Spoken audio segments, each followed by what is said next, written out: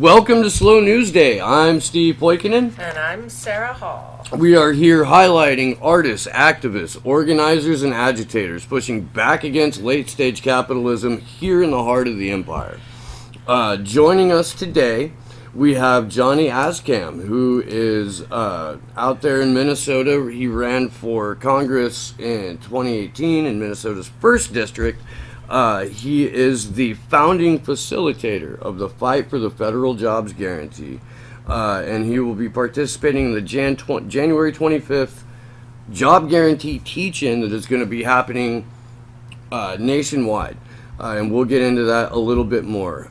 Please welcome to the show, Johnny Akzam. How's it going, man? Well, I'm doing all right. I'll help you with the pronunciation. Okay, please do. I'm sorry, I fucking murdered that. We sat here and talked for 20 minutes before the show, and never once did we clarify. And my last name is Poikinen, so it gets murdered by everyone. I never would have guessed that looking at it. Yeah. It's Akzam. Akzam. That's right. When you see it, it's Akzam. Okay. But anyway, thanks. Yeah, I appreciate being here. Right on, man. Before we hop into it, I got a couple of business shit that we need to run through. Slow News Day is now part of the Eyes Open network of podcasters, and that includes Rogue Ways, Breaking Basic, and Talking Nonsense. We're very stoked on that. We're glad to be a part of them.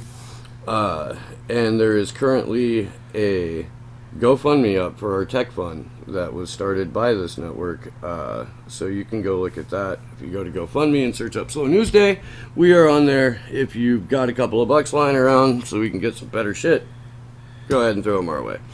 Having done that, it is it's good to have you here, man. I've been following, the Real Progressives Network now for a couple of years, and the federal jobs guarantee is certainly a cornerstone of the policy ideas behind the MMT movement. We had Nick Maslow on here a couple of weeks ago, and he did a fantastic job of getting the overarching concepts of what MMT is and how we as just a citizenry can go about communicating that economic reality to people in a way that they can understand, and how we can organize and get together and push politicians that are MMT literate for the 99% of the population. What we didn't really get to a lot was the federal jobs guarantee, or how it's tied to multiple different facets of policy, including Green New Deal and whatnot, and even universal basic income. And while I'm on a roll with murdering names, is it Pavlina Cherneva? That's pretty good. Yep. I think the last name can swing a couple different ways. Cherneva. That's exciting. All right. Good deal. Well, let's hop into it a little bit, man. I had no time. My poor wife fell roller skating with our youngest son yesterday, broke her arm. I had to leave my second work early to go to the ER. I woke up late this morning, flew down to CVS to go pick up her pain meds. Their pharmacy wasn't open until 11, which is why I'm still working through my first cup of coffee. It's dedication, man, dedication. We were talking pre-show about the importance of language and how the words that we use to influence even the outcome of how people taking it. Where did we come up with the idea for federal jobs guarantee, or frame it like that? When was that a concept that came together? Wow, to be honest with you, from what I can tell, this work has been going on for for 20 years.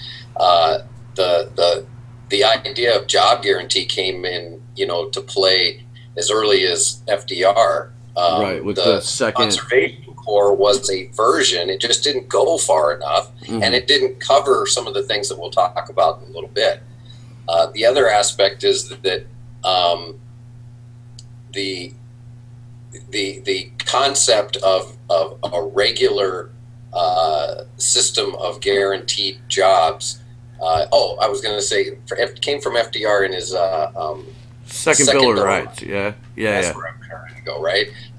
The Economic Bill of Rights. The very first thing he says, here, people, they deserve a decent job, and here's the things that job should provide for them. A decent home, recreation. I mean, all those things were included in what it means to be a human in what we consider a modern functioning society, right? We decide to come together and say we want things like roads and schools to be taken care of by a portion of our collective conscience.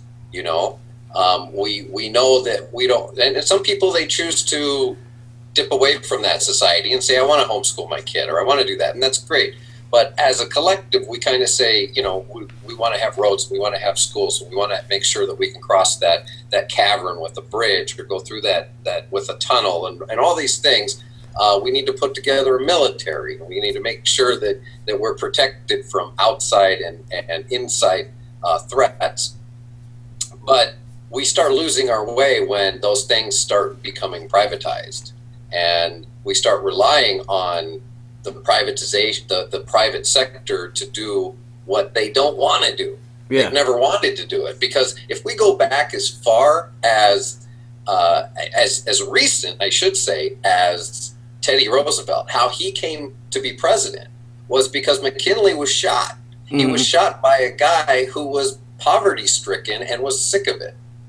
And if you look at the storyline, and the reason that they hoisted Teddy Roosevelt in that position as vice president, because it's powerless. Mm-hmm. And they figured, okay, because he was rising up, becoming popular, talking about breaking the banks up, talking about going and destroying the monopolies, and they didn't like that. So they said, well, we can't beat him in the way that we think, so we'll have him join us, in the sense that we'll put him on the ticket. And they thought that was a smart idea. Well, what they didn't expect was that pressure from capitalism on the poor people this was in 1900s. It was going to be too much for somebody, and at that time we didn't have I think we had the Secret Service, or I don't remember when the Secret Service. I don't really. Anyway, it doesn't matter. It was easier back then. Somebody just walked up to somebody, and he got shot, and he died some days later. And then Teddy Roosevelt became president, and he wiped him out. Man, he went in. He started with that big stick and all this other stuff, and the Rough Riders, and he started changing things. That was the old Republican Party. Well, yeah, economic populism, trust busting, all that stuff. They were originally they're at a we experience all those same things, and FDR comes to power in the sense that he's leading this movement of socialism, really, and it brings us to the point where he's trying to implement things that the capitalists are against, because it's taking profit away from them. And he's saying, listen, if you don't give me some, they're going to take it all. Yeah. Well, he said he saved capitalism. That was FDR's quote. Yeah. And that's the problem. Yeah. As far as I'm concerned, because he gave them a way out. He said, if you give us just enough, then it'll shut them up. Mm-hmm. But we don't have to fix the system, really. And then that's when the Second Bill of Rights, came out. Was after that, and a lot of it had to do with Eleanor Roosevelt. She can't be overlooked. Most of her activism all throughout that has to do with, if you go to the UN, they had this same whatever they call it there, kind of a referendum to ensure that there was not going to be poverty around the world.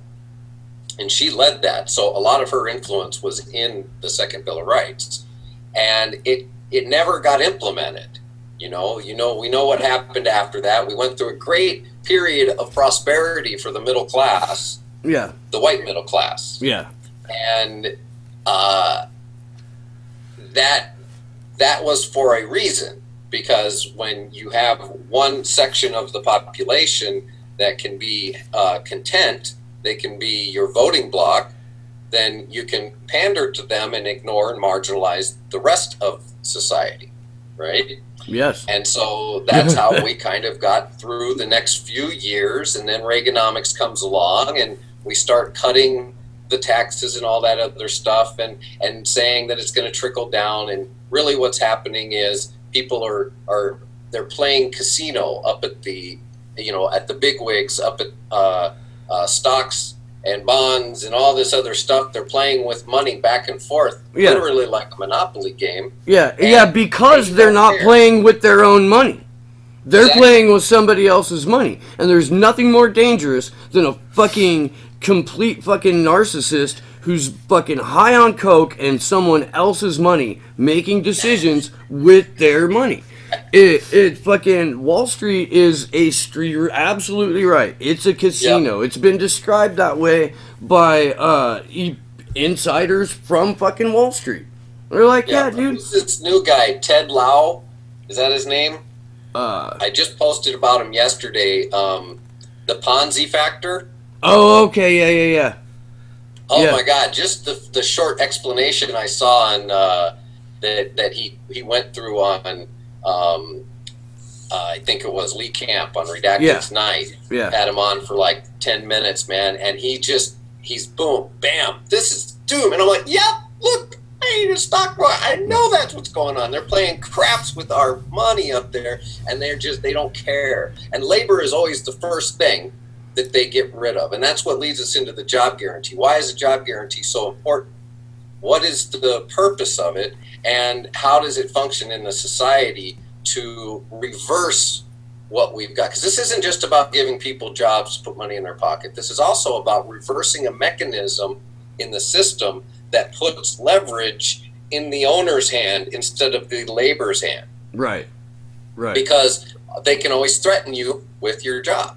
Well, and that's the thing. We've gone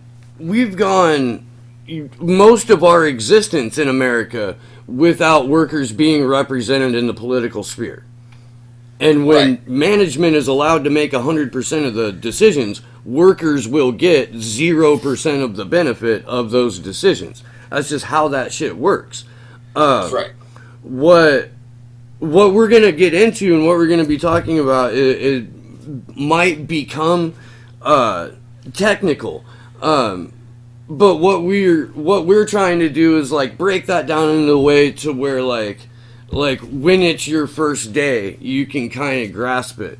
So I mean shit like counter-cyclical taming mechanisms aren't, that's a new concept for me. Like I understand it now because I've spent about a year or so, a little bit more learning about this shit and trying to get other people to understand it. And I think that's where people run into a stumbling block, is that it's hard to translate a lot of this into, normal fucking stressed out, overworked fucking in-debt American. Think of it this way. We have 16 million people out of work that want to work. These are just people who want to work. We're not talking about the other 20 million who are underemployed, who, are maybe partly disabled, who can work part-time, who are out. We're not talking about them. We're just talking about people like me and you who don't have a job right now and would like to work somewhere 8 hours a day for a decent living. Okay? Those people are not contributing to the overall economy because they have no income. They're draining the economy.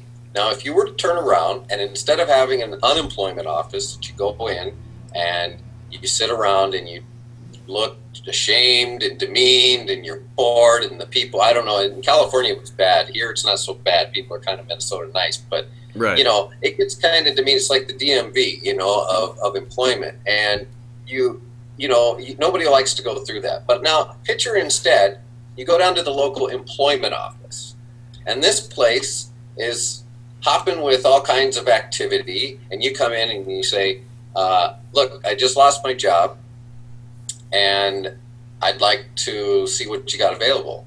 And they go, okay, and they start putting you through a short assessment. But mainly, it boils down to they have a list of shelf jobs. Some of those can range from things like childcare, because every community needs childcare. Now, when we think about jobs in this sector, we want to think about things that service your community. Where'd you say you lived? Off Santa Cruz somewhere? Santa Cruz Mountains. We're in the Santa Cruz Mountains. Okay, so your community, we're not talking about the state of California. We're talking about your community. These are not state jobs. These are community jobs. You're part of your community. You are part of that commission that will come together and decide what jobs you feel are necessary. If there's a shortage of childcare, then you start assessing. You can even hire people to do the assessment. Right. Out of the jobs guarantee. Who cares about walking around with a clipboard to survey people on whether they need childcare? You can hire everybody immediately to start doing surveys on all kinds of stuff that you want to fix in your community, and then transition them into the positions that they're going to fit into the most. I probably wouldn't qualify for, watching somebody's kid. I mean, I probably could, but I mean, I don't have any problem.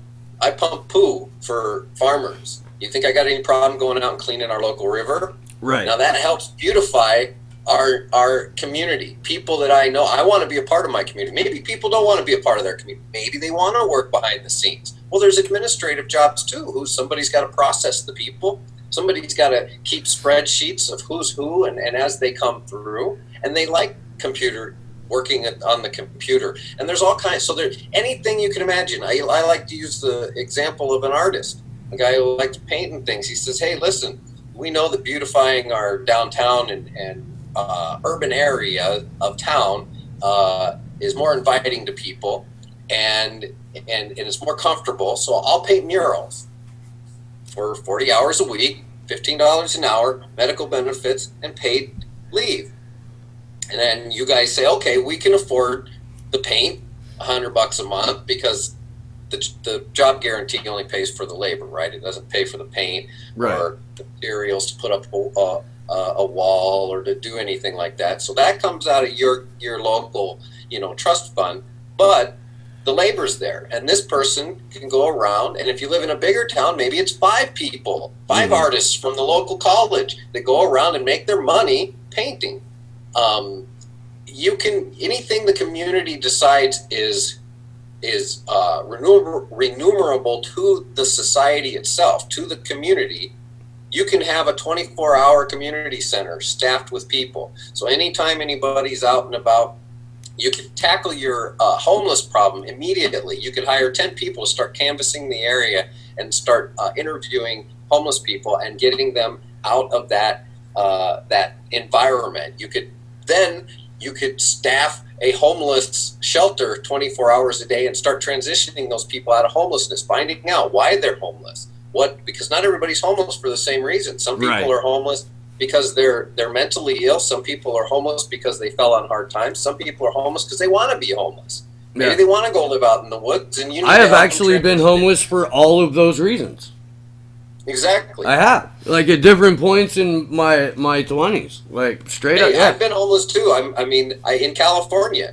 As a matter of fact, I walked from San Francisco to Los Angeles in 1993 with a friend for human awareness. And we slept out in the streets. We went to food banks. We got our food. We got help from farmers along the way. We were trying to show people exactly what we're doing right now, 20-some years later, that if you just help people out, if you share a little bit of what you've got, good fortune, and the few other people put a little effort in who have misfortune, and they come together, then everybody can get along and everybody can make it. It's not a monopoly game. Even though our currency, the analogy can be used, the monopoly banker and all that. The end result is not supposed to be winners and losers in our society. And that's where we fail. So the idea of a job guarantee, it gives you that cushion. Now, what happens now, once you are able to walk in, we've already just wiped out all kinds of the jobs that we could do, right? Elder care, child care, community clinic. I know nursing assistants. I've worked as a nursing assistant twice, and I've made less than what should be made. And that was years ago, so I can't compare it to 15. But now I know they're hiring for less than 15 an hour at these private nursing homes that are just raping these old people of all what's left of their money for their family to get any kind of boost. Their kids don't get it, grandkids don't get any kind of boost because the medical industry is just sucking it all in. Hey, get a reverse mortgage. Yeah, give it all to us. Give it all. And that's all they keep doing. It's disgusting. I won't get on that because it has nothing to do with, well, it does have to do with the job guarantee, because if you have a community clinic that's able to pay decent wages, then we have a lot of nursing students and stuff here. You can have something like that. So the job encompassing aspect is all encompassing. You could start rebuilding Flint. You could just start doing all kinds of things. So this is something that I pulled out of that the policy paper that you can find if you go to fightforfjg.com, the federal job guarantee website, and you click on what is the federal job guarantee. This is obviously not for you, Johnny. It was for me yesterday. That's what I used to do homework. Right.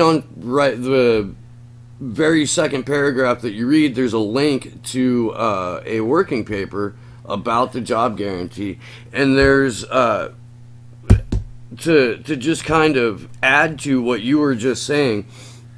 A federal jobs guarantee would provide an alternative to bad jobs. And those are jobs that they either pay shit or they have horrific working conditions, or a combination of shit pay and horrific working conditions and like fucking sociopathic boss. And what the FJG does is it sets a baseline for employment. That if the private sector wants to operate as the private sector, as a profit-driven model, then it has to at least meet the minimum standards that the federal jobs guarantee provides, which would be... No more minimum wage law. Yeah, which would be a living wage and benefits. And that, that to me, I think is going to be what is part of the biggest pushback by the private sector, which is ultimately going to be hilarious because they're going to publicly expose themselves as saying, no, we want to exploit you more. We're not, Yeah. I guess. And to that, I just say, screw them. Yeah. I'm sick. I've watched Walmart destroy our communities as I've grown up. Mm-hmm. And I've railed against it when I was back in college as a non-trad at 30 years old in 2002. One of my papers was specifically on that. And we read Nickel and Dimed by Barbara Ehrenreich, and, had to do the whole annotation thing and everything. And I saw back then the McDonaldization of America and was trying to warn against it. So what happens now is you give employees, also one of the things Rocco Million kind of pointed out in our discussion was that it gives you freedom, because now you can go to a new town and know you can get a job, maybe even visit the town ahead of time and say, hey, I'm going to be transferred. I would like to move here and I don't have a regular job.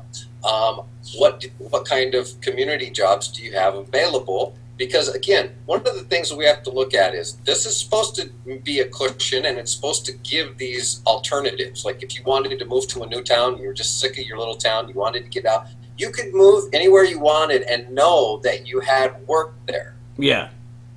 Yeah. And not be starving. Yeah. And not be on the streets, not be selling yourself to prostitution, getting involved with people who aren't good people, and all those things just to survive. Good for people that might feel like they're trapped in a relationship too. That too, exactly. Both male and female.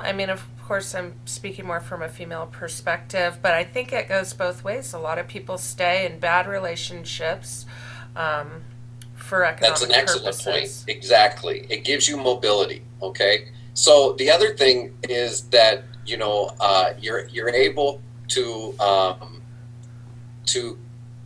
free yourself, or so what that actually does, okay, all those factors, it gives leverage back to the employee, back to the labor.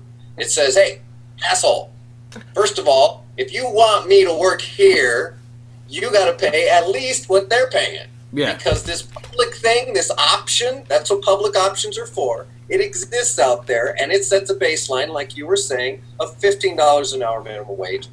Medical benefits, given that Medicare for All isn't passed, right? Because then that would supersede that.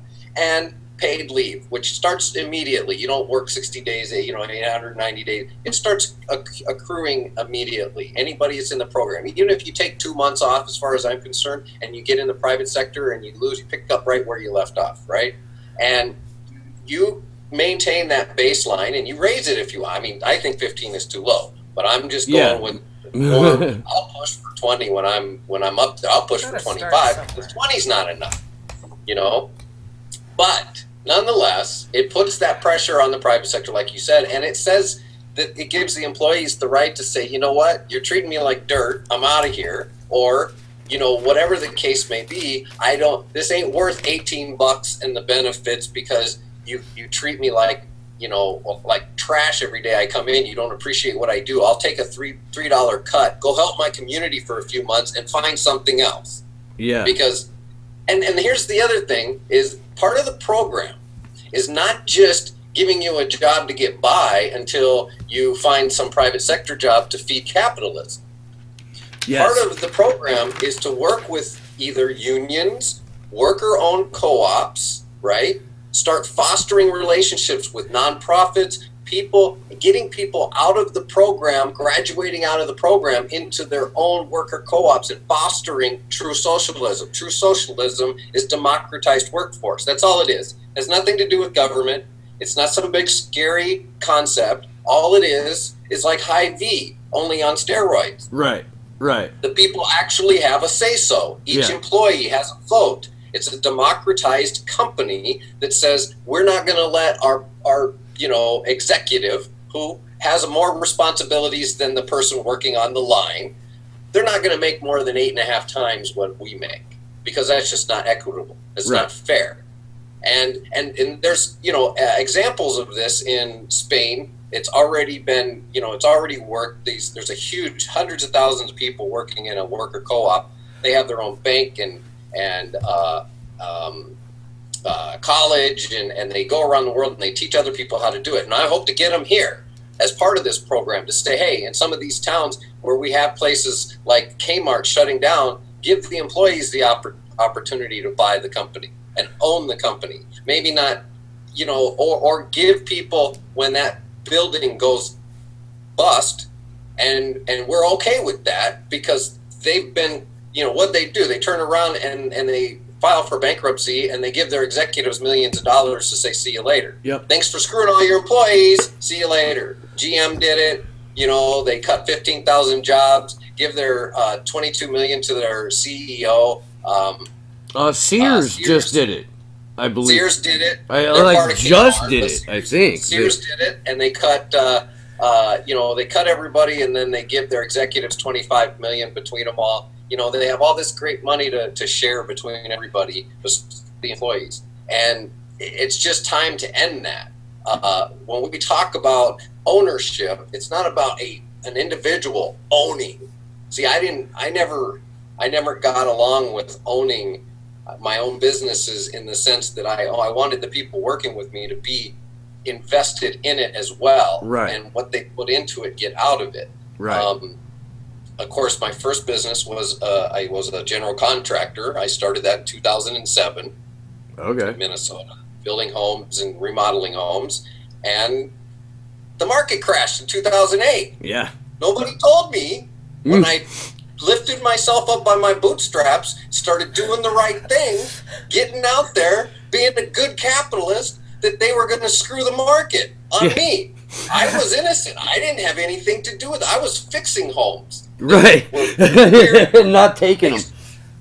So now all these people got laid off, buildings stopped, and all these homes are sitting empty, and all these guys go home with their, and girls, go home with their tool belts, and my calls go, and I'm gig economy. Hey, Yeah. you got any work? Oh, from one job to hoping that job leads to another job, and nothing on the calendar anymore. Can't hire people based on projected work or down payments or any of that, because I'm going from one job to the next job, and it had nothing to do with my bootstraps. It had everything to do with a market that didn't bail out the real people who needed to be bailed out. Right.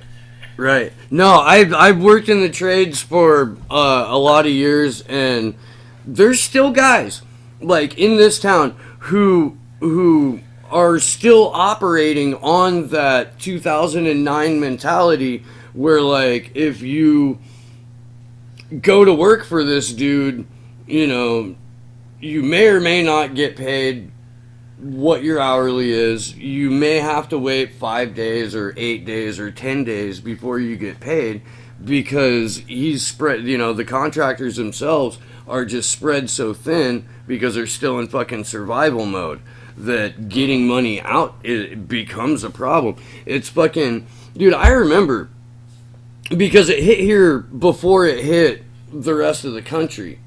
Sure. Well, and the other thing too is what happens is that those contractors take on lines of credit or debt. Yeah.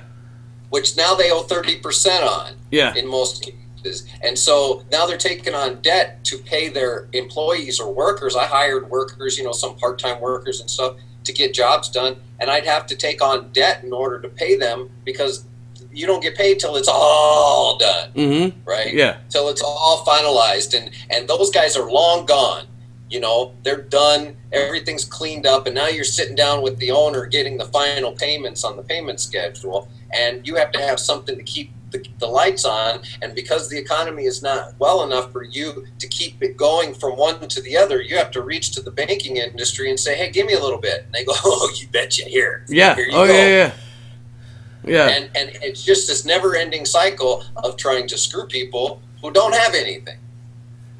And it really needs to stop. So that's one of the reasons we got on that by talking about giving the power back to the worker. Yeah. That's how we do that. And we start fostering right away when people come into the program. We start fostering this worker co-op models. If Walmart closes down, let the community build their own community co-op. Right. Yeah. Yeah,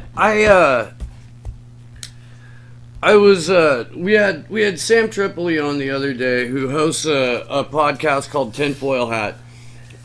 He's a stand-up comedian and like LA comedy store fixture. And we were talking a little bit about the Russiagate thing. And I believe it's largely bullshit. But when like the CEO of Google comes out and has to explain that, oh no, it was only $4,700 that they spent throughout, you know, every single one of Google's platforms, and 50 grand on Facebook ads before the election, 50 grand after the election. I know people in business, in online marketing, who spend that in a week just to get results on sales. There's no way that amount of money made any kind of dent, and especially when you look at the New York Times article that all mainstream media was touting about the kinds of things, the memes that they were sharing. It made no sense. I was showing I asked my black friends, I said, I want you, because they were now blaming it on black people. Oh, right? yeah, Russia hacked African Americans' minds. Narrative to say, oh, they didn't get everybody, they were targeting black people, and then it was, Joanne Reed says, oh no, it turns out that black women, they all voted for Hillary Clinton. It was But black men.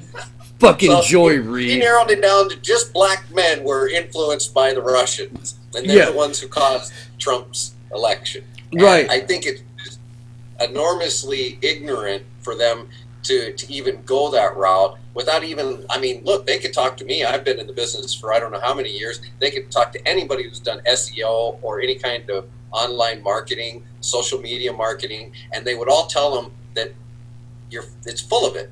Now that doesn't mean I don't know exactly what people when they talk Russiagate, what they're referring to. That doesn't mean that Trump didn't do stupid shit like try to get information and have his buddies, messing around with the Russians during his campaign. Now, that doesn't mean that, again, the result, the two can still be true without either one of them causing the outcome of the election to be, because that was all on her. Right. But the narrative is Vladimir Putin hacked freedom and fucking took away our, up until January of 2019, fully functioning democracy. Like, right. No, the Russiagate narrative, from what Aaron Mate of the Real News, formerly of the Real News, I think he's writing for my old fucking employers at The Nation now. He's been one of the most consistent voices on this, and what he has discovered over the last several weeks is that the personality of Guccifer 2.0, whoever that is claiming to be, the majority of their posting when they finally tracked it all down was coming out of Utah. Like, the person who was leaving the breadcrumbs for who was it? CrowdStrike, a private fucking Eric Schmidt owned company to look into all of the DNC's hacks. They never turned over their server. They had a third party do it. They never had a federal agency look into it. It's all very suspect. And then the whole in Shattered, you find out the book about the campaign, Hillary's campaign. You find out that the whole Russiagate narrative was cooked up by Robbie Mook and John Podesta at like 2:00 in the morning the night of the election. Like, they had all of this stuff that they were trying to throw at Trump and make it stick.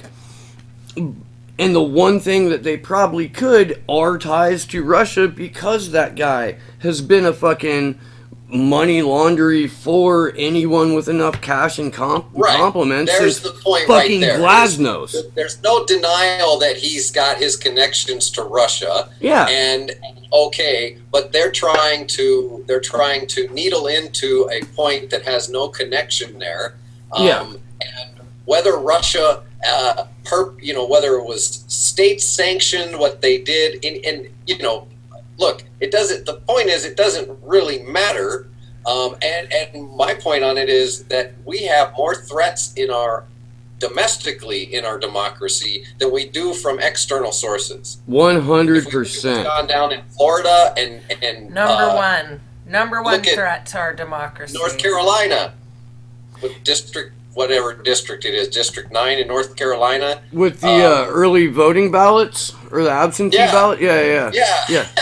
Hey, you got your ballot? Yeah, I'll take it here. Come on, right here. I'll take it for you. Yeah. I mean, come on, people. You're supposed to. There's the mail-in ballots for a reason. Well, but and it that's doesn't matter because it's going on everywhere. Florida is horrible. They're hiding ballots, putting them in trunks, got blankets over them, and then they pull the other box. I mean, it's the old thing you see in the movies when they're doing things like. What are you people? Not thinking? even the movies, dude. Coyote and the Roadrunner. Yeah, a fucking cartoon. Like, that's where we're at. We're living in a fucking cartoon. There's no way Tim Canova only got 5%. No. There's no way you can convince me of that. I have a lot of love for Tim, and we have a special connection with him because of my involvement with the Progressive Independent Party, and man, that one felt personal. It really did. And the more you find out about it, like the level of sophistication that Broward County has, coupled with the just brazen ineptitude of the actors that they fucking pulled into their circle to help pull this off. Like, it's comical. how. But look at they've been doing this in Florida since 2000. Oh yeah, I mean, yeah, remember the Ryder truck? yeah. I mean, it wasn't enough that they purposely obfuscated the ballots to make them arbitrary in many cases, so they could do that. But then a whole Ryder truck just disappears. Yeah, yeah. You know? It was that Catherine Harris, right? Was the Secretary of State for Florida at the time? Yeah, and then Jeb Bush, of course, is the brother of the guy running for president. We don't see anything wrong here. How does this not continue to happen? I mean, how does this continue to happen and people not, do something serious about it? We had a guy on recently, who's a TV writer down in Hollywood, like lives in West Hollywood, works in, and he said that the reason they let that go, that Al Gore didn't challenge him, is because the Florida GOP and the GOP in general already had a lot on Al Gore for trying to steal and tamper with votes in other fucking parts of the country. I believe it. And that the compromise was he wouldn't challenge the Supreme Court ruling because they had just fucking boxes of dirt on him. And this is a guy who worked for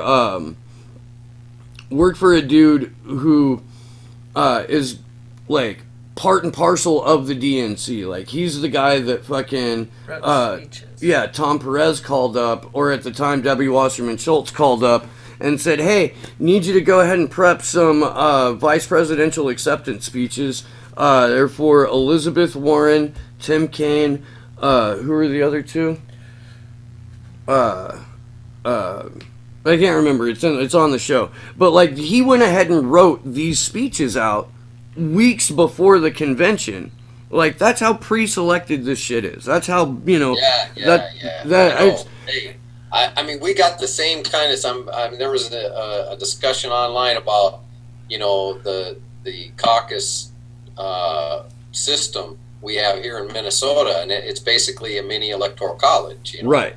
And they're defending the DNC, saying that you can't rig the election because it's all state run. And I said, no, you can, because it's not. It's organization run on the state tallies. Yeah. And they do a electoral college system in their own organization. That's undemocratic. It's not a vote for a vote for one person, one vote. So we don't need to get into. I mean, California has a super delegate system too for the state assembly. Yeah. That's how they killed the first single payer bill here.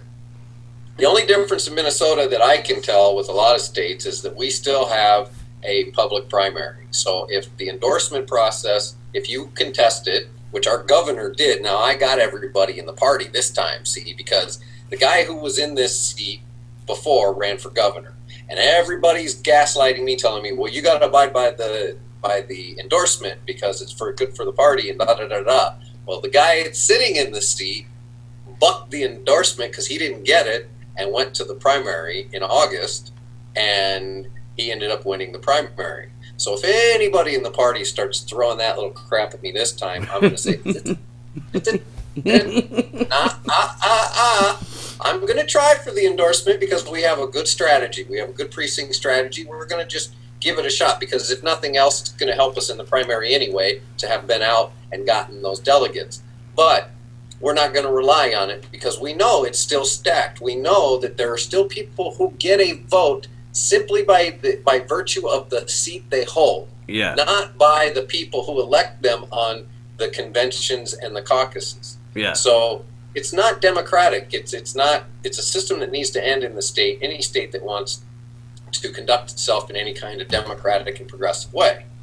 But we'll play their game for a little bit, but you're not going to gaslight me into abiding by something when the guy that most of you in this district in the Democratic Party just supported was the guy from the district who ran for governor who didn't abide by the endorsement. So nana boo boo, don't want to hear it. Because I get sick of it because you catch people point blank and they're just like Trump supporters, but they're in the Democratic Party. They're they're neoliberal conservatives. Yeah. And you try to point something out to them and you say, look, Bill Clinton destroyed our economy on many levels. And they say, he was wonderful. You know, and you say, listen. He played saxophone. Obama did not take advantage of the opportunity he had in the first 2 years in office to enact things that would have been sweeping and would have made the chart go like this. Right. He's busy starting 4 more wars. This. It's easy when you start from rock bottom. You have nowhere to go but up. So if you have centered neoliberal policies, then of course everything's going to go up from bottom, just waiting to crash again to start that same cycle up. That's why the job guarantee, that's when we talk about that, it kind of eliminates that problem when we talk about unemployment, because most of the crash happens due to unemployment, right? Because now all of a sudden consumers don't have any money in their pocket to consume even the basic necessities. Right. So the people who are providing the basic needs are food, milk. I mean, I'm not a big milk, but it's a big deal. Food and milk, the kind of things that we need. Yeah, food, shelter, electricity, shit like that. Yeah. Yeah. Well, those people, they get put out of work. You can't pay your bills. They all suffer, and it's all what trickles down is crap. Yeah. That's what trickles down. It does. Nobody ever drops their money out of their windows when I'm around. Right.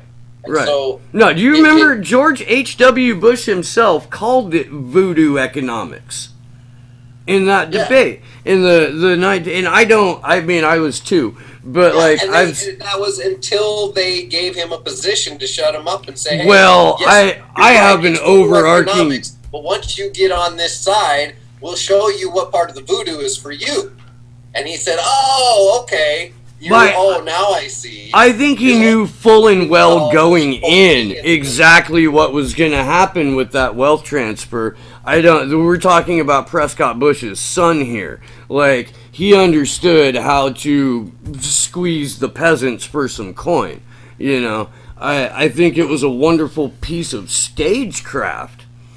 But that's I think that the Bush family was ahead of its time in terms of what Chris Hedges says about they have us so divided that they can steal from us in broad daylight. I can't believe that George W. got elected twice. I mean, come on. Well, But then again, look who they put up against him. John frickin' Kerry. He was he's a walking skeleton. He is. He's like Herman Munster, but sucked up and boring, And not very lively. At least Herman was funny. Right? Yeah. Fucking. So, I mean, yeah, you put these stale people up, and then we finally get somebody like Bernie Sanders that electrifies people who aren't voters. See, right. That's the key. Because we know why he would have won. Because all the people who stayed home and let Trump win, as they say, are people who Bernie got excited about coming out. And it's not their fault that the party placed somebody else up instead of giving democracy its chance. Something like 68% of Hillary Clinton supporters in the 2008 primary voted for Barack Obama.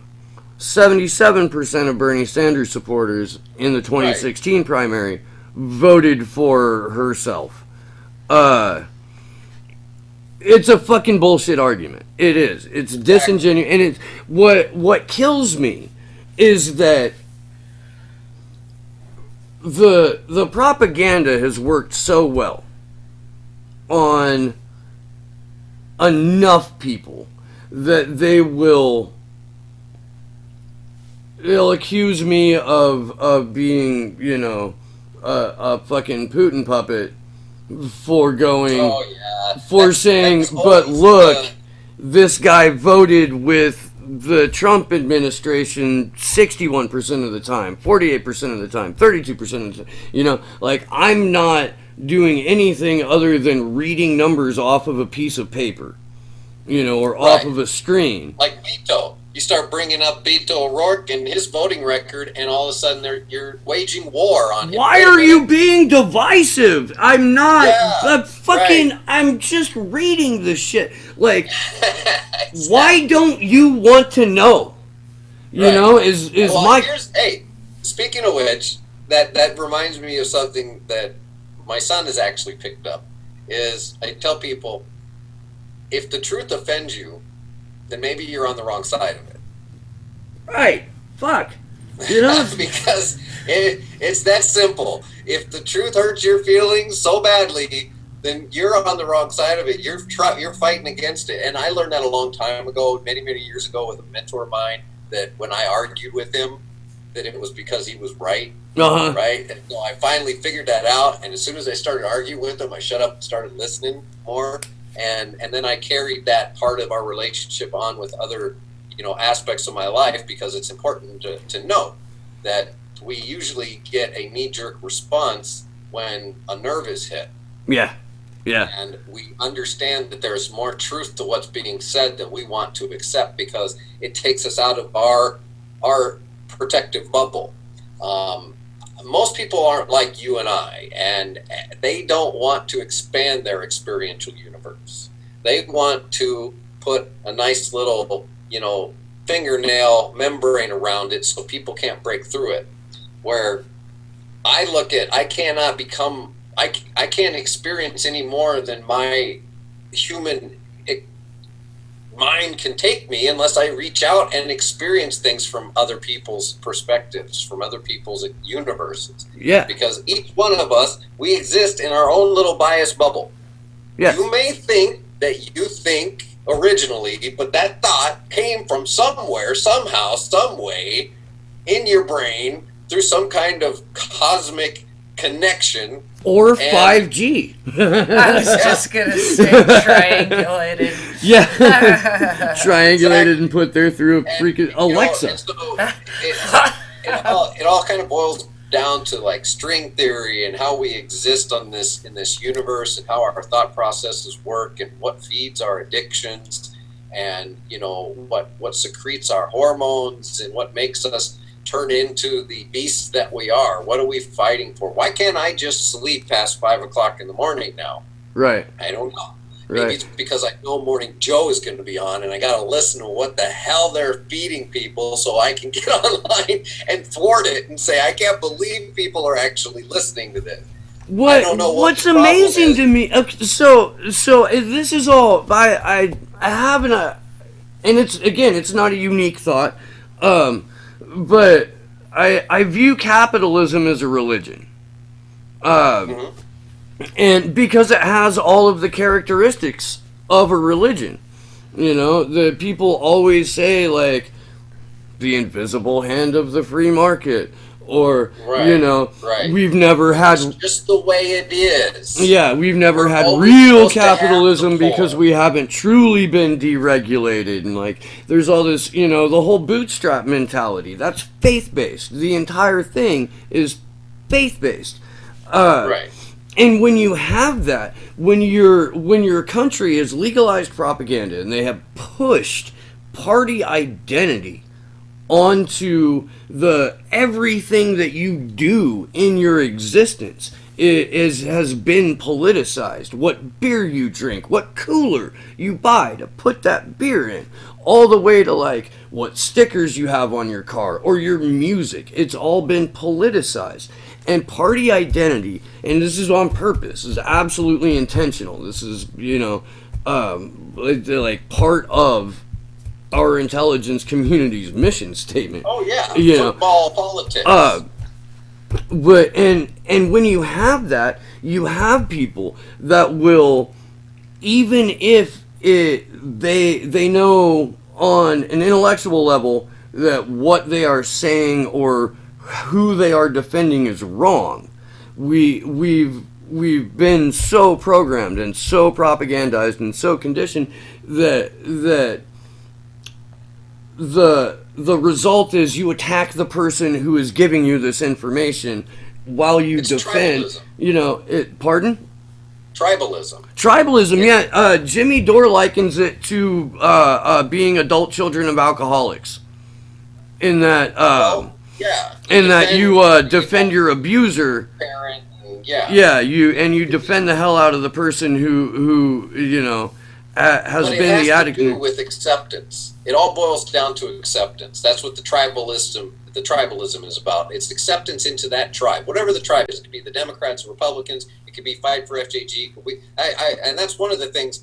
Understanding this, I'd like to make sure that we confront that on an organizational level. Is that we don't start developing this tribalism. The reason we come together under a banner is so that we have a consolidated message. Right? We say, like, for instance, what is the job guarantee?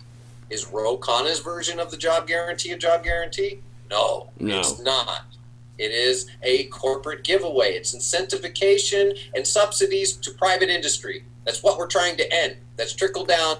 That's, tax breaks. All that kind of stuff doesn't work. Yeah. We want to empower the labor force. So does Cory Booker's? No, it isn't. Why? No. Because of the similar reasons. Bernie Sanders, again, sorry to fall back on the dude, but he's the one towing the line. He's the one that's putting out the vision of the job guarantee that we support, the Levy Institute version, the Sanders Institute version. Is that because of his history with Stephanie Kelton? Oh, I'm positive it is, of course. Because it doesn't seem like she has his ear most of the time. When it comes to taxes, right? Yeah. I don't know either. I think it has to do with his, like, the FDR Social Security thing. Okay. I think that's the only thing I can think of, because he's got Stephanie and Pavlina's. I'm friends with all of them now, kind of, because I went to the conference and met them all, right, in New York. I went to the MMT conference. And so I get it's a little easier for me to kind of get through on social media a little bit, with some of them. And, I asked some of our friends that, Rohan Gray, right? Yeah. Rohan, Yeah. right? And, what do we need to do to get Bernie to stop talking about raising taxes? What is this obsession he has? And now we have all the Robert Rikers over here that we're trying to battle consistently over, because he's a neoliberal Clintonist. Yeah. That doesn't get it. I mean, he wants some of the things that we want, but he's going about them. Well, he worked in the White House. He should know. Well, obviously he doesn't. He didn't work there close enough. Oh, no, I think he knows, but I think that there's such... we talked about this when Nick was on. I think that there's so much invested in the concept that federal taxes fund federal spending, and this is what, we have to go after this group of people to raise their taxes, or we have to do this or that or the other. There's so much invested in that myth. Like, there's been a coordinated effort between like corporations and government. And Medicare, I paid into it. Yeah. I paid into it. I deserve it.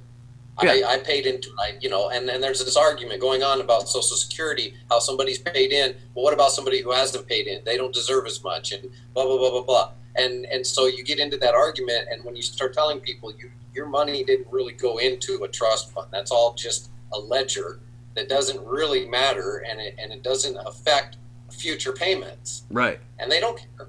They paid into it, damn it. And that comes back to it being, the whole thing being kind of a faith-based thing, a religious type thing. Right, exactly.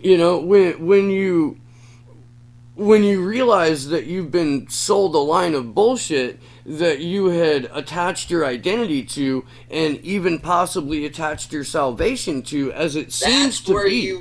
That's exactly where you're hitting. It's when you identify with something so deeply that it becomes part of your belief system and your identity as a person, then when anybody tries to attack that, it becomes a personal affront, a personal attack. And that's, I think, the hardest thing to overcome in any kind of politics or debate, because we become invested in the things that we believe in.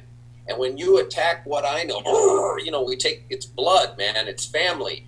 you're talking smack about our little brother or our mom or something, and that instinct comes out in us. So what we have to do is, again, like I use the term religio-political.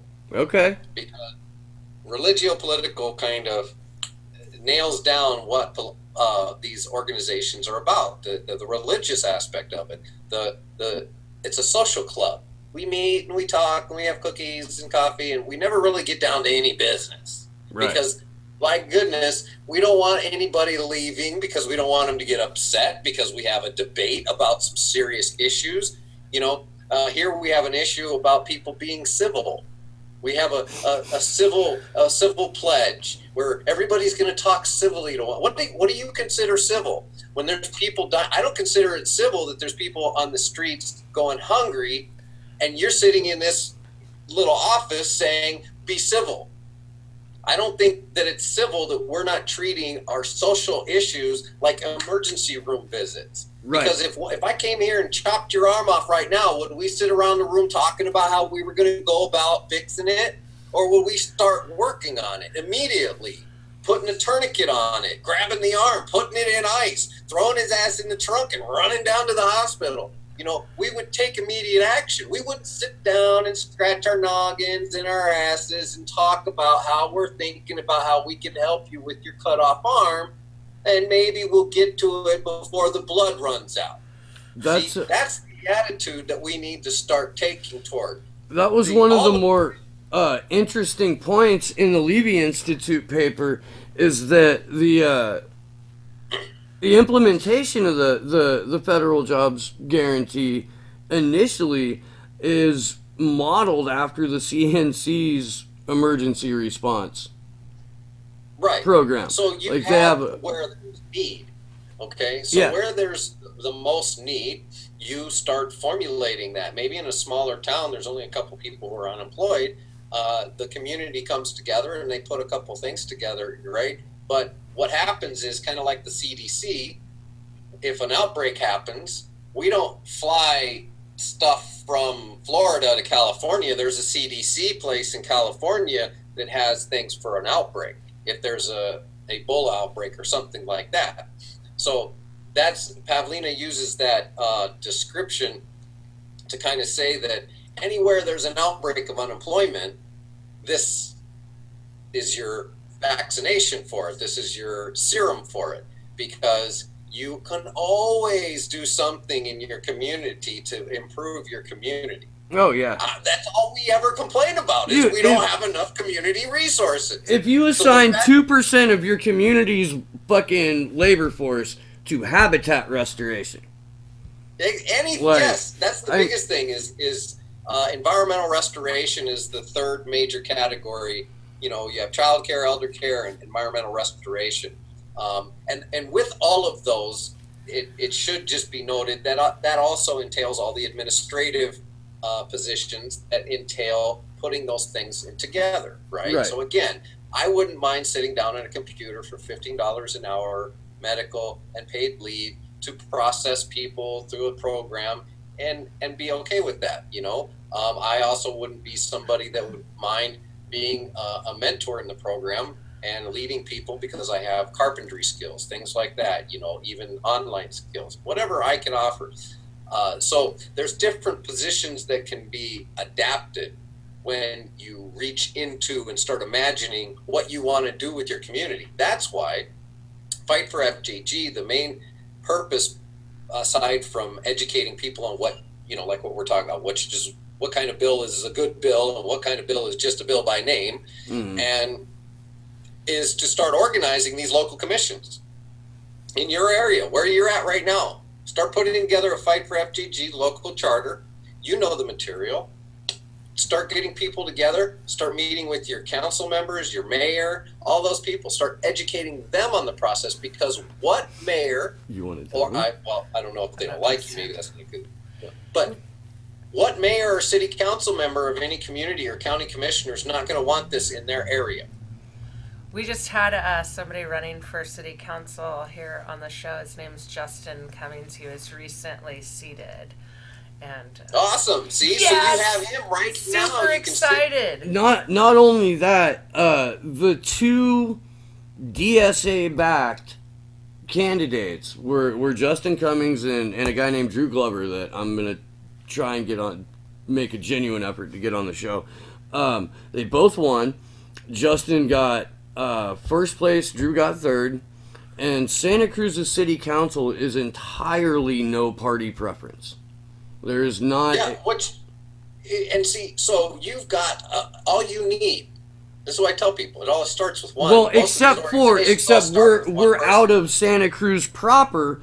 We are governed by the Board of Supervisors, which is heavily partisan. So this does not get governed by any of those. Right. Okay. This gets governed by a commission. You guys can agree on what demographic or what geography. I don't know, maybe counties would be a good place to start because that's kind of where the breakdown goes in a lot of states. But it's really up to, because like LA County is a huge county. You would have to have offices in precincts because there's so many people. New York City, you'd have to have offices in precincts or wards because there'd be too many people for the whole county to process, it'd be too big. So how do we pitch this pre-takeover of Congress? Right? Like, because this is contingent on federal funding. So how do you... This is contingent on now all these people that want this are going to start putting their support behind the candidate for Congress in your area that's going to support the FJG and be endorsed by our organization. Right, but my point is, I guess, is it's not a tangible outcome, or it's not the actual jobs program does not begin until it's legislated, and I don't know how. That's what the fight is about. So, do you think that you can ratchet up enough support in a year to do this? Because realistically, we sure in the hell better. What are you doing? What yeah, right.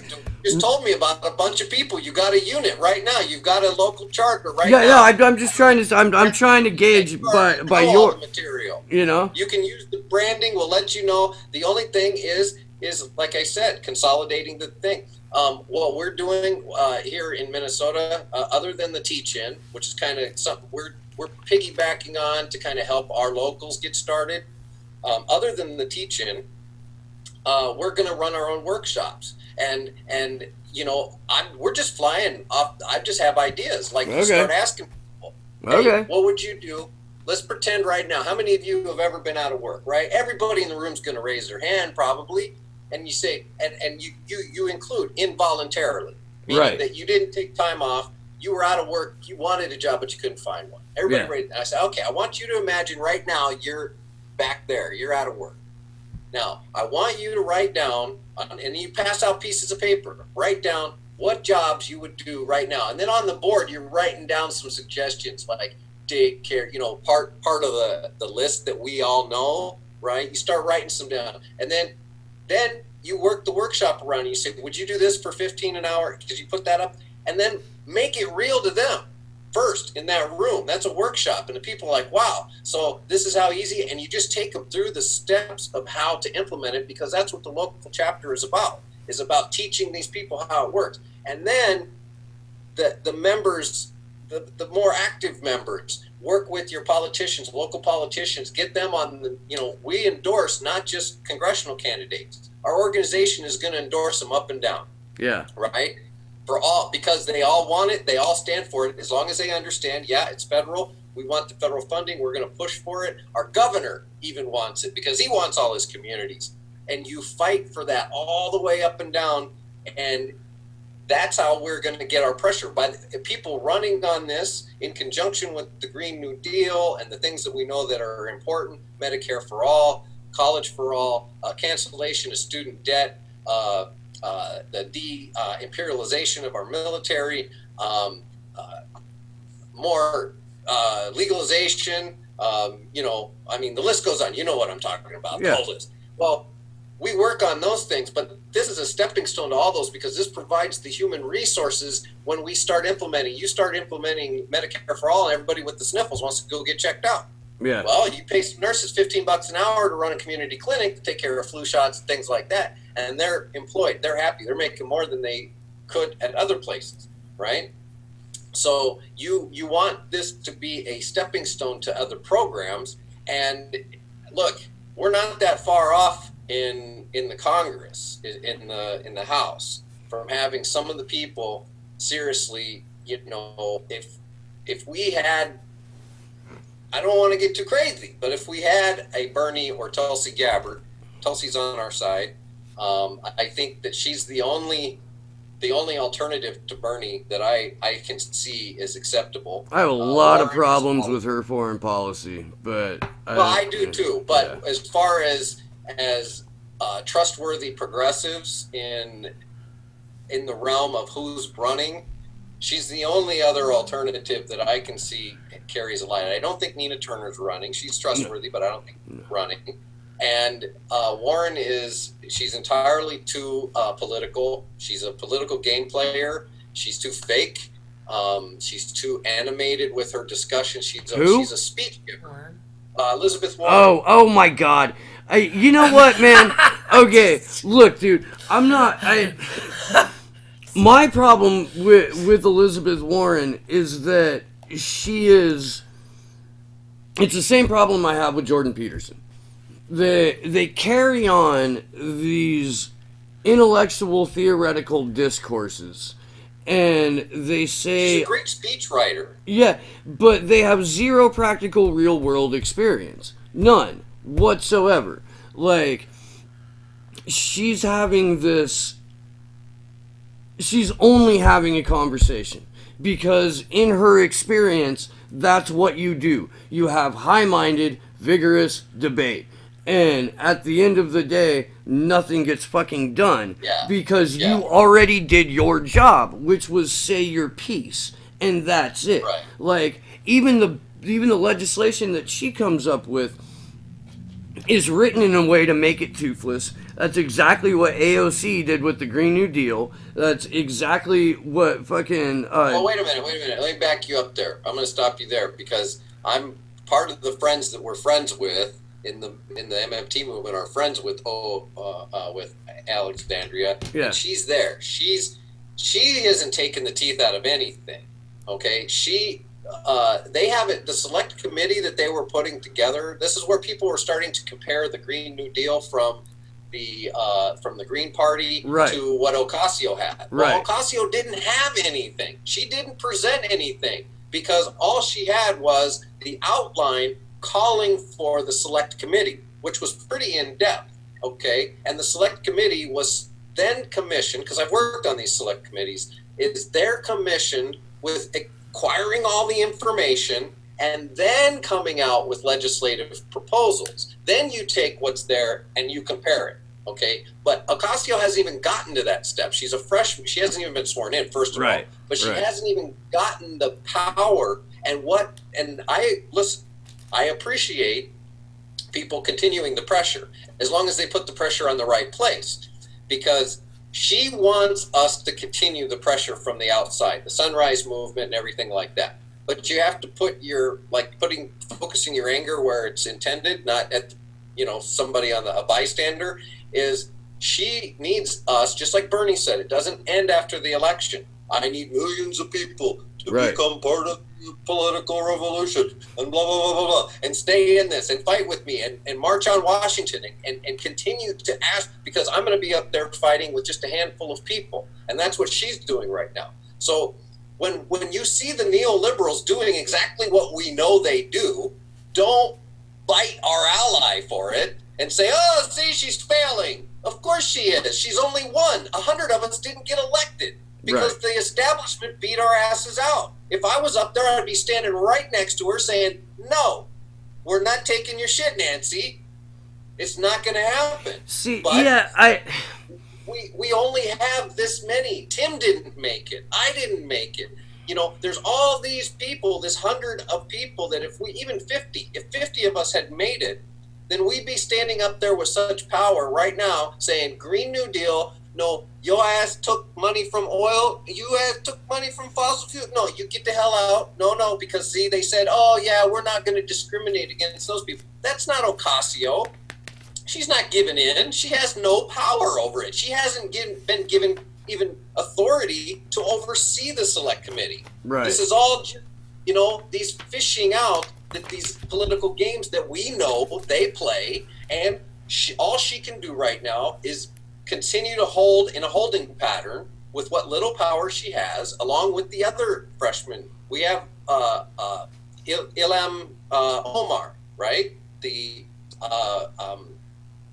Somali girl from Minnesota here. Yeah. And she's up there, she's holding her own, and she's doing what she can do. She's kind of part of that group, and Priestley, is it Priestley or Presley, from Mass, I think, that got elected. But again, you're looking at a handful of people in Congress from our side that actually made it through, that are trying to battle this entire beast. Now, while I'm not making excuses, and I'm not up there with them, so I can't speak for what they're doing, I will say that, this immediate reaction, because I'll tell you what, when she got the nomination, I watched her close. Yeah. And she started making a couple comments. Yeah. And she corrected her behavior, right? She made some affordable health care. Some access shit, yeah. Like that. Yeah. And we caught her. I even tweeted about it. I said, hey, Alexandria, no. Don't start backpedaling now from all the stuff that got you elected. Yeah. And since she won, and afterwards, she's been freaking holding her own. And she's been marching forward with what power she has. We cannot, I don't care what party label they carry. Did you watch the event that Bernie had, right? Where he had her on, and then he had that mayor from Texas. No, actually, I didn't see any of that. Honestly, man, I got like 2 jobs in this show and 3 kids. Well, anyway, he had this mayor from Texas who like their whole town is like 100% renewable energy, and it's all on his initiative, and he's Republican. And they all kind of, when he got introduced as a Republican, right? And then he starts talking, and you fall in love with this guy. He's doing everything that we want. You start looking at, well, I don't know why he calls himself a Republican then, because he doesn't seem like one. Because you put in your own mind what a Republican must be, because that's what we're used to. Yeah. But he's doing everything we want, right? So that's one of the dangers about what's going on up there. Look, I know we got to stick firm. We got to hold them all accountable. But when we have more progressives bitching about what Ocasio is doing than they are about what Trump is doing, we've got a fucking problem. Well, and we're going to end up losing. Yeah, no, I get that. I guess I feel like the progressive community at large has this opinion that enough people are already taking shots at Trump all day, every day, that maybe we don't have to do that.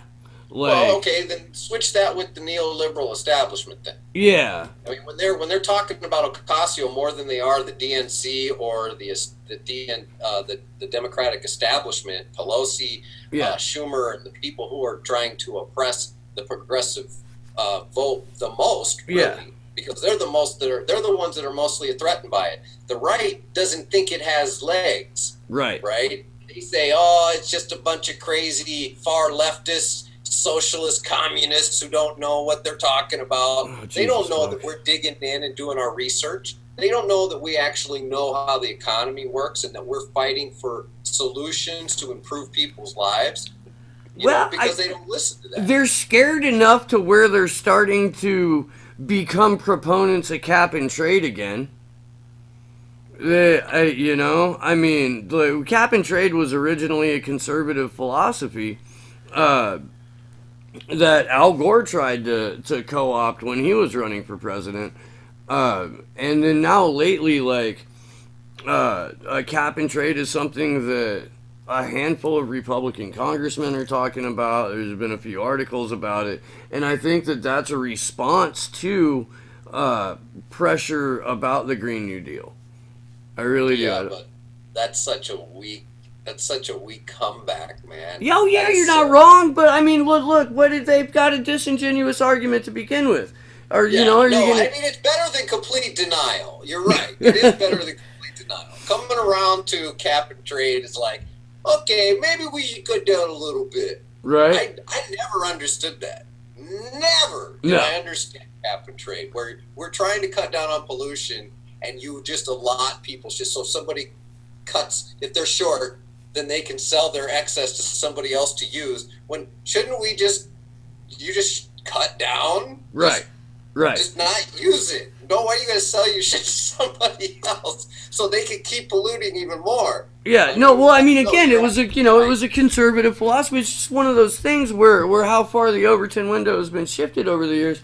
That, like, once Bill Clinton and Al Gore decided that they were going to basically be, run and govern as Republicans, but with a D in front of their name, like, we just, cap and trade became one of the cornerstones of Al Gore's campaign. And then we had fucking Howard Dean, who used to say, I'm from the Democratic wing of the Democratic Party, who is now... he's not the one who came up with that.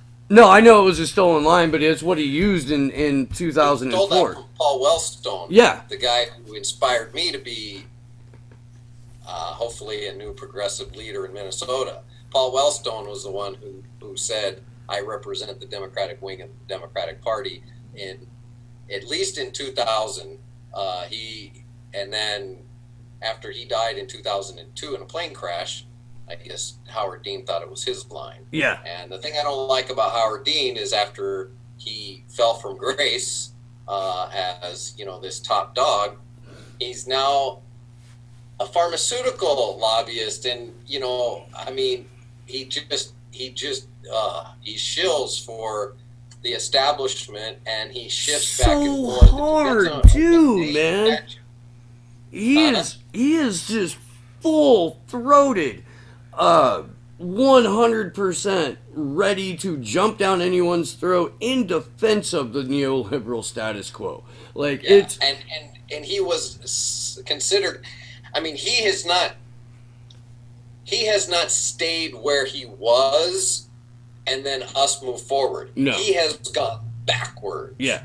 And that's what's so disappointing, because you don't even see him espouse any of the things that he would be supporting if he had been president. Now he wasn't anymore, and people were running for this. He'd be like, yeah, man, that's what you should be doing.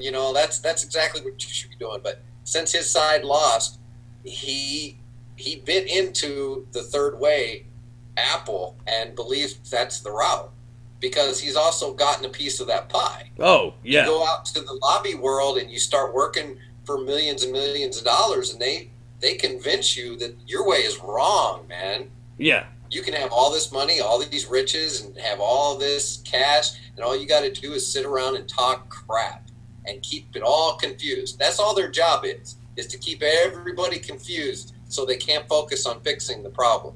Yeah, no, I mean, that comes back to disinformation, where the NDAA in 2012 allowed, put legal propaganda on the books. And that's when we started to see all of the former generals and NSA chiefs and CIA chiefs coming on to every single news network as an expert.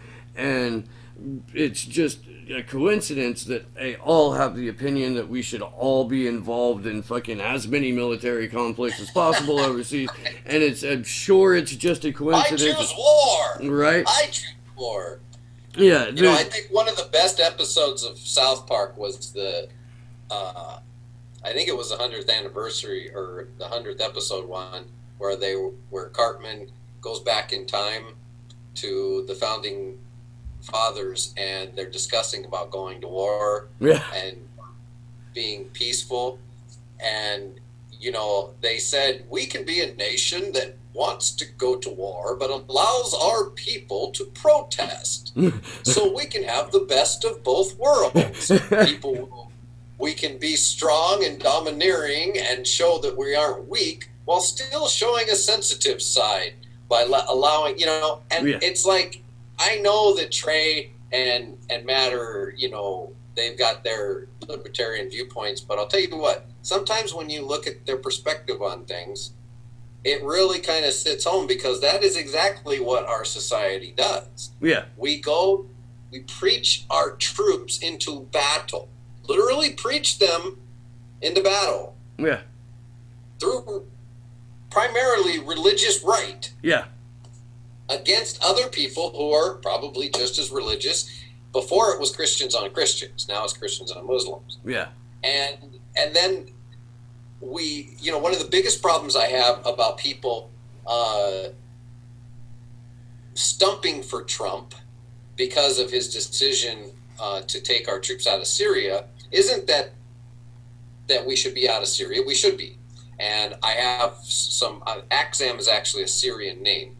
Okay. And I was raised in an Syrian-American family for the most part.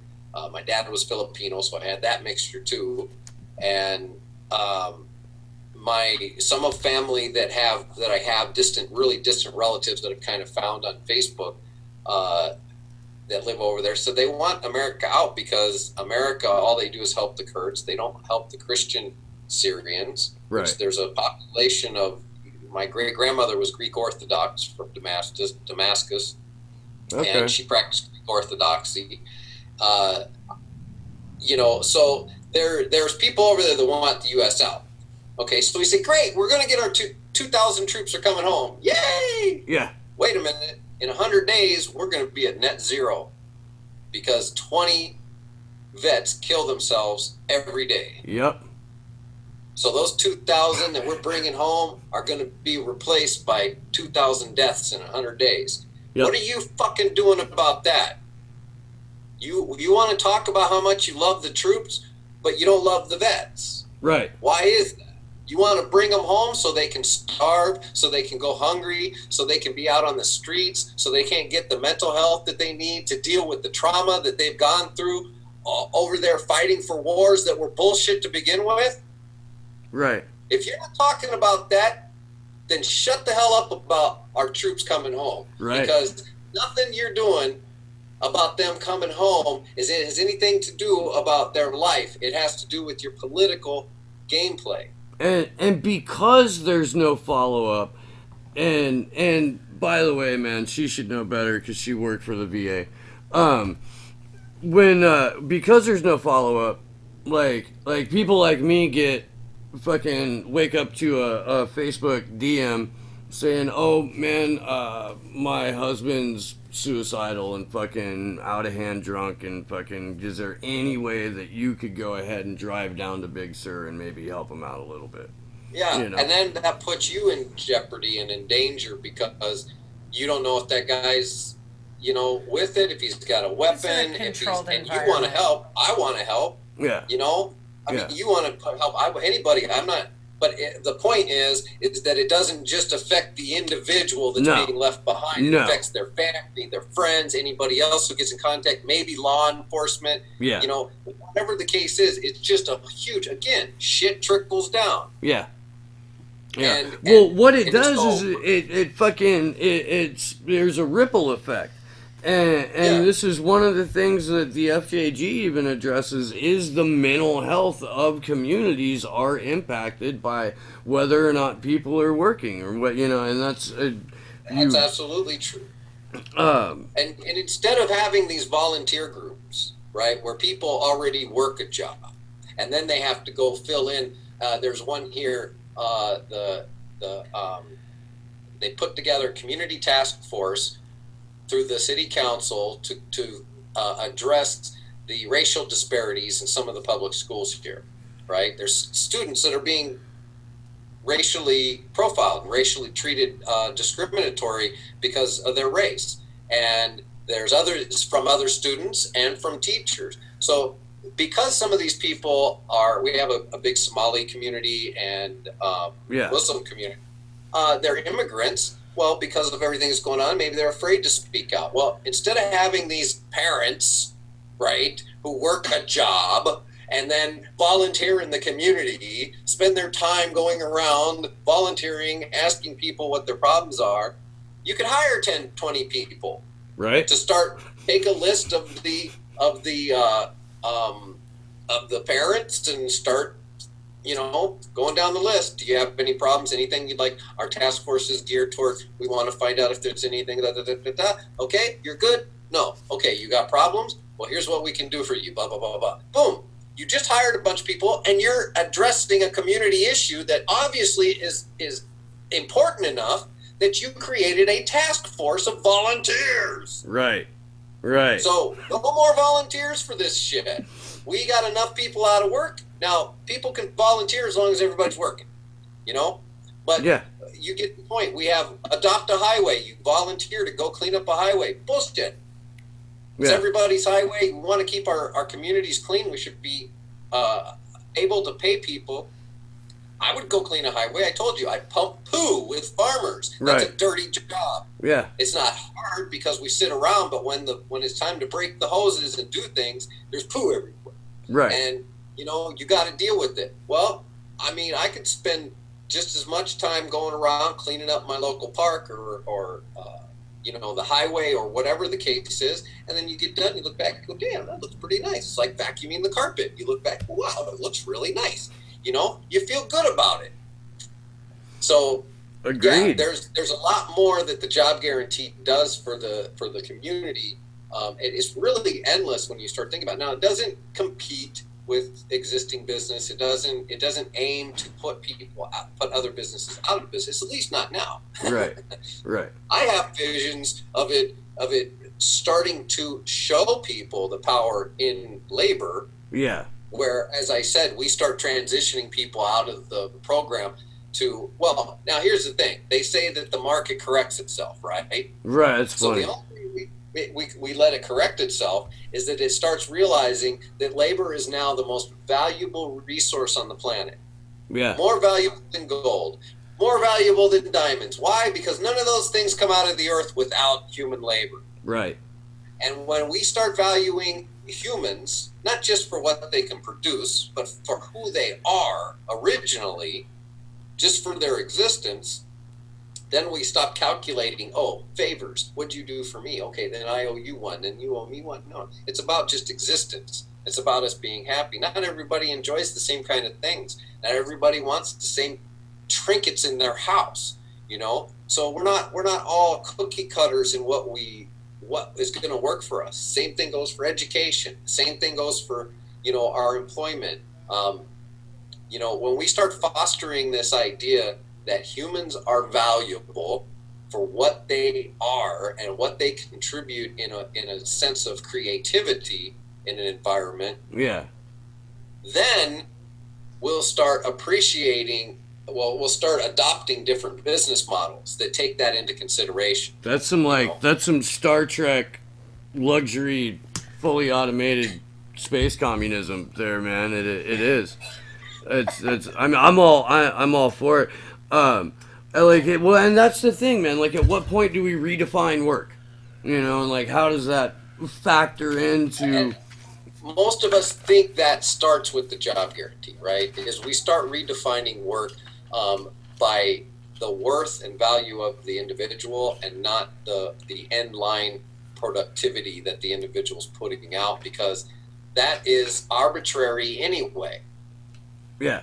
What time you put into putting in to work on building a chair, and what time the person over in China puts building that same chair is the same amount of time, but that person gets paid less than you get paid. Right. So the time space continuum, you want to get all Star Trek, it doesn't work out with the monetary system of what time we put into an equal amount of production, because capitalism says we're going to squeeze that labor as much as we can until it bursts and we don't have it anymore.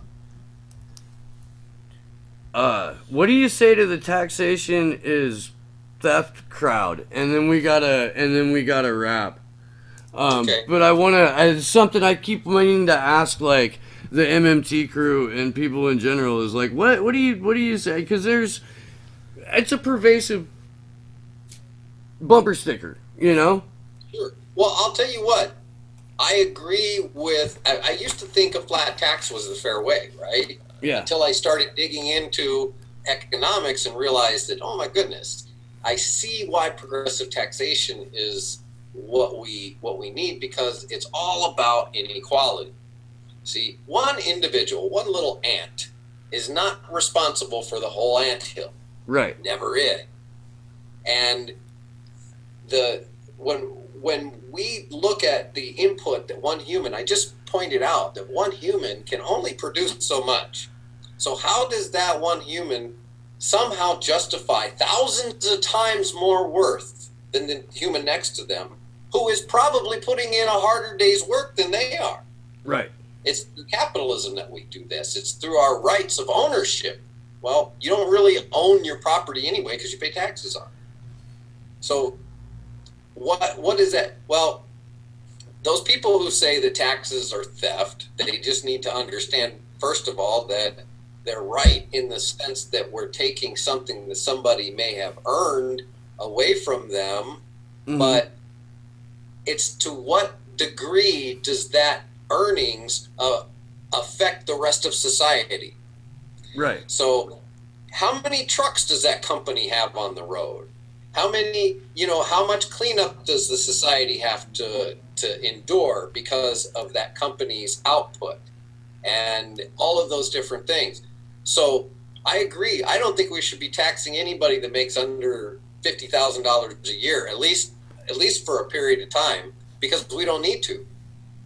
Let those people make their money, keep their money. $50,000 and below is like, we're looking 90% of the population is at that. Yeah. Yeah. Now, Well, I know that at least half of the population, or 51%, is at 30 grand or less a year. Okay. So anything below that, I agree 100%, because the purpose of taxation, as you and I know it, is only two things. One, to create a demand for the currency to standardize it, to make sure that you and I go out and get a job to earn that money so we can pay taxes, so that now we all standardize to have this standard currency. The second reason is to remove currency from the system so that we don't experience inflation, which is caused by a too big of a demand on a short supply, right? Yes. We're constrained by our resources. That's why they stopped making cars for consumers in World War II, because all those natural resources and labor resources had to go toward the war effort, right? Yeah. So the only two reasons we tax are for those reasons. So people say taxes are theft. You say, well, it depends. Right. It depends, because if the people who are earning all of this currency are stealing it to begin with from their labor, then it only makes sense for us to remove it from that same location to balance out the economy, to balance the economy. We don't balance the budget, we balance the economy. Right. So that we have an equal flow of money coming in for the programs that we respect and need to have for a sustainable society. And we're taking out of those areas where people are hoarding and concentrating and not releasing back into the community.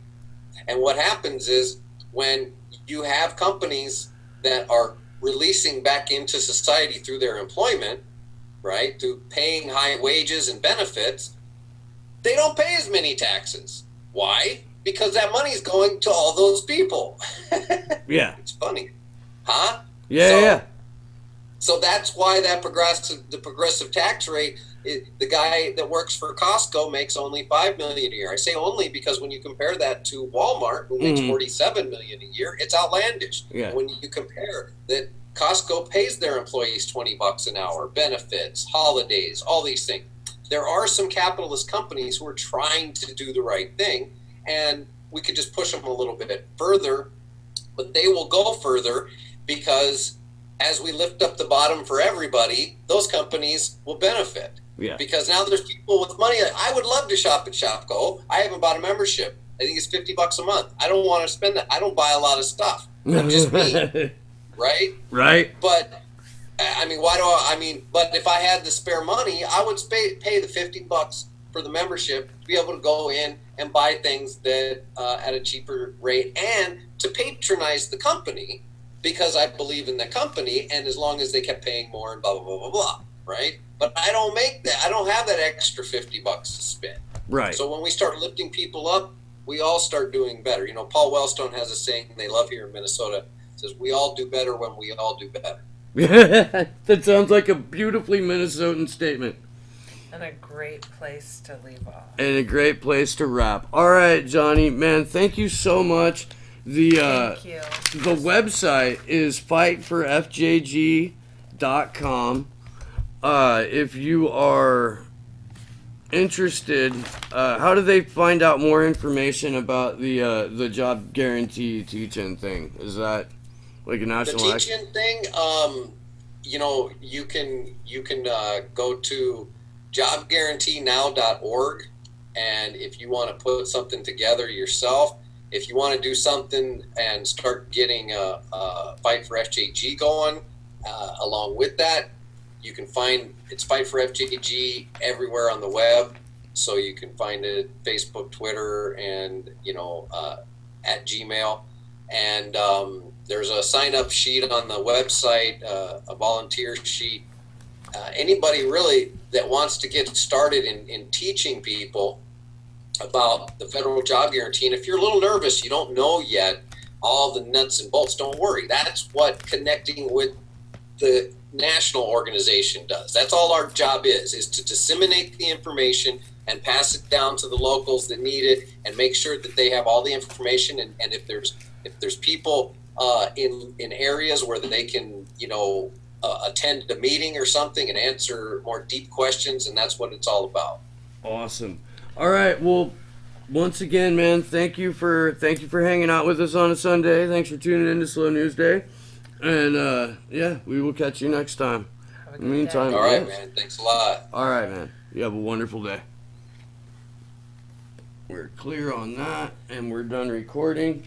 All right, man. Thank you very much. We're running way late now. All right. Well, we'll let you guys go, and then just send me a link when you guys have it up. And I will. We should have a pretty quick turnaround on this. I don't think that our producer has a bunch on his plate today, so it should be sometime tomorrow afternoon. All right, man. Sounds good. Hey, I appreciate it, and I enjoyed it. And like I said, if you want to start a Fight for FJG chapter, you guys already seem to have a good, settling. And, I mean, look, the board of directors is open for people to sit on. I should have mentioned, there's so many white men in this industry here. I guess you call it the economics MMT industry. Yeah. And I understand, I think, a little bit of the dynamic because, people of color are fighting for racial issues. They got their own shit going on. And so it's important that as we start building this, you said, are you going to see that in a couple of years? And my response was, get the hell off your couch and do something about it, because that's the only way we're going to actually do it. And it's all community based. So it's only know how to talk to your community and these people that there. All we're doing from an upper level is providing as much information as we can so that you guys have the right information to share with your people. Yeah. No, that's awesome. And I'm going to go ahead and get a hold of the city councilman that we know down here over the next week. I'm about to piss myself, so I'm going to run. Yeah, go ahead. But yeah, I'm going to go ahead and click off. Thank you so much again, man. Have a great day. All right, we'll talk to you later, man. All right, bye.